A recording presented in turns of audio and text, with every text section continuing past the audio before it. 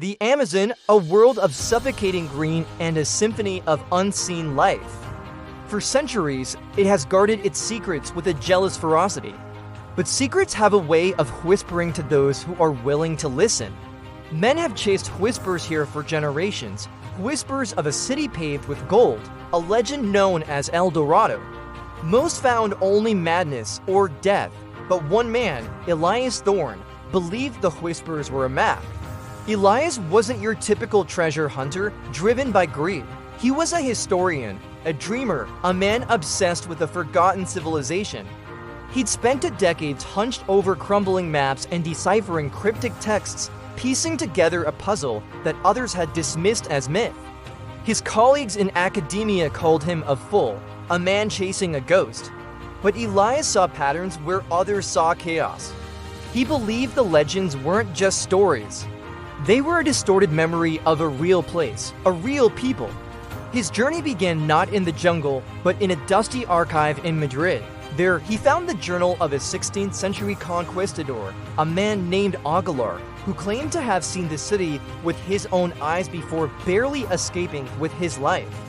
Aguilar's account was dismissed as a fever dream, but Elias noticed something unique: precise celestial alignments, descriptions of star constellations as seen from a specific, unknown latitude. This wasn't the rambling of a madman, it was navigation. Armed with this celestial key, Elias sold everything he owned and bought a one-way ticket to Iquitos, the gateway to the Peruvian Amazon. The jungle greeted him not as a romantic adventure, but as a living, breathing entity that wanted him gone. The air was a thick, wet blanket, insects were a constant torment, and every shadow seemed to hide a predator. His guides, local men who knew the riverways like the back of their hands, grew wary as he pushed them deeper and deeper into uncharted territory, far from any known trade routes. Days bled into weeks. The journey was a brutal test of endurance. He navigated treacherous rapids that threatened to smash his canoe to splinters, hacked his way through vines as thick as his arm, and suffered from fevers that left him delirious. Several times, his guides urged him to turn back, their faces etched with the primal fear of the cursed lands, as they called it. They spoke of spirits that guarded the deep jungle. But Elias, guided by Aguilar's star charts and his own unshakable conviction, pressed on. He knew he was close. He could feel it in his bones. The first breakthrough came after a month of relentless struggle. Stumbling into a small, sun-dappled clearing, Elias found it. Not gold, not a temple, but a simple stone marker, no taller than his waist. It was almost completely consumed by moss and roots, but the carvings were unmistakable. They weren't Inca, they weren't any known indigenous pattern. They depicted spirals and lines that mirrored the star charts from Aguilar's journal. It was the first physical proof in 500 years that his quest wasn't a delusion. A surge of adrenaline, more potent than any fear, coursed through him.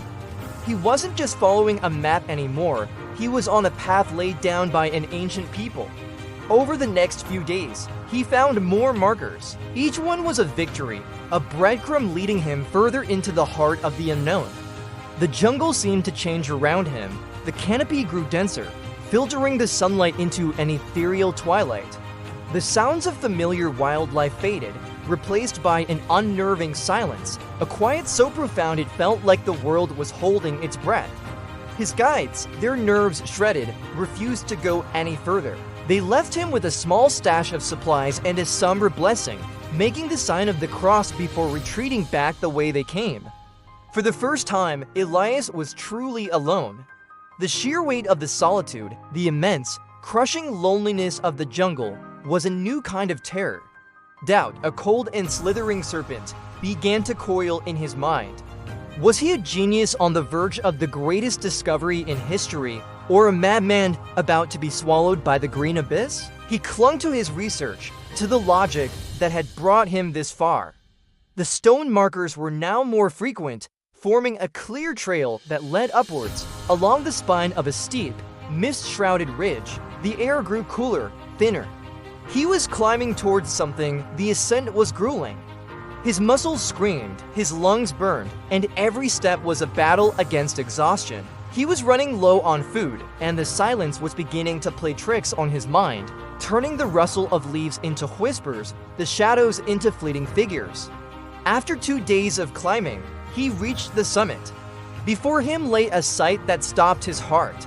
A valley, a perfect bowl carved out of the mountainous terrain, was hidden from the world below. It was a lost world, shielded by the surrounding peaks and a perpetual blanket of swirling mist. It was exactly as Augelar's journal had described, a sanctuary hidden in the lap of the gods. He began his descent into the valley, his weariness forgotten, replaced by a trembling anticipation.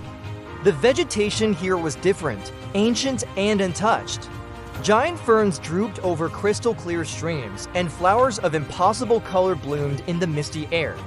He felt like an intruder, the first human to set foot in this primeval garden for half a millennium. As he reached the valley floor, the sun began its descent, painting the sky in fiery strokes of orange and purple.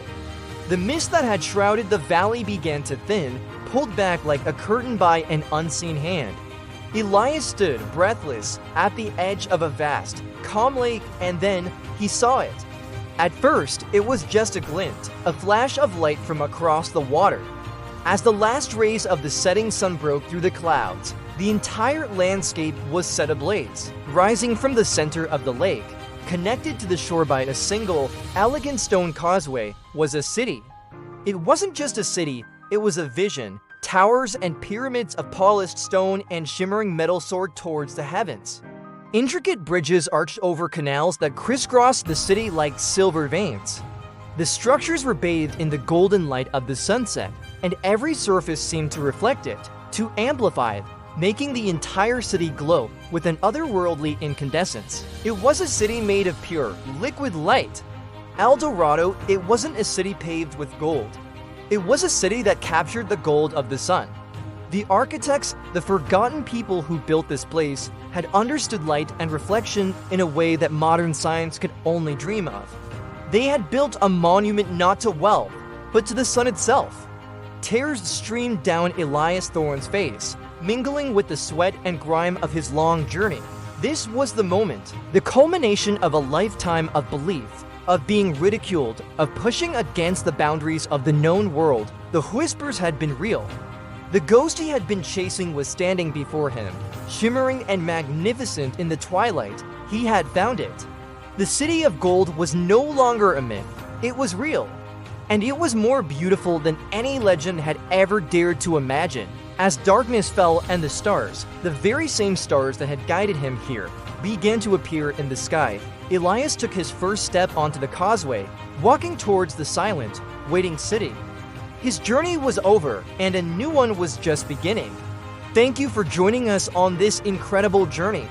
If you love stories of adventure and discovery, make sure to like this video and subscribe to our channel for more tales from the edge of the map.